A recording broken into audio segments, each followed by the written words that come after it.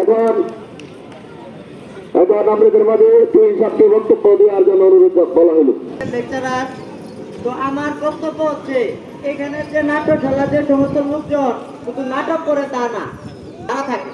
ভাড়া থাকার পাশাপাশি রাতের বেলা গাঁজা মদ নিয়ে নারী নিয়ে সমস্যা যে সুন্দর সুন্দরভাবে চলত সেই আমাদের এই সমাজ আজকে ধ্বংসের কারণে এই নাট্য সংস্থা আমরা অবিলম্বে যদি এদের এখান থেকে অভিযান না নেওয়া হয় তাহলে আমরা এই পাশে এইখানে আওয়ামী লীগের নেতা আছে, সেই নেতা ভিডিও ফুটেছে মোবাইলের মাধ্যমে সামনে এখন পর্যন্ত চিনি না, খুঁজে উপায় নাই।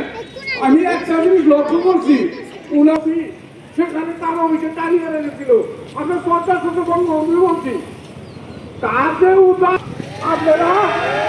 আপনারা সুশৃঙ্খলভাবে আপনারা আন্দোলন করেন।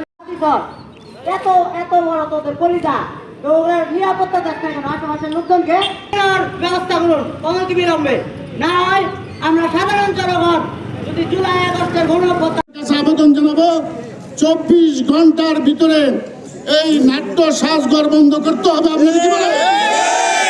অন্যথায় আমরা দুর্বার আন্দোলন করে তুলব। এখানে যুব সমাজের নৈতিক অবক্ষয় ঘটছে, মুসলিরা নামাজ আদায় করতে ঠিক মতো পারছে না। মসজিদ আছে, এই অত্যাচারের জন্য আমরা এখানে নামাজ পড়তে পারি না। আমরা নামাজ পড়ার সময় এই বাদ্য বাজনা বাজে এবং নোংরা মহিলারা এসে এখানে গ্যাঞ্জাম করে। এটা এখানে থাকুক, ডাকপাড়া চৌরাস্তা মোড়ে অবিলম্বে এটা বন্ধের দাবি জানাচ্ছি।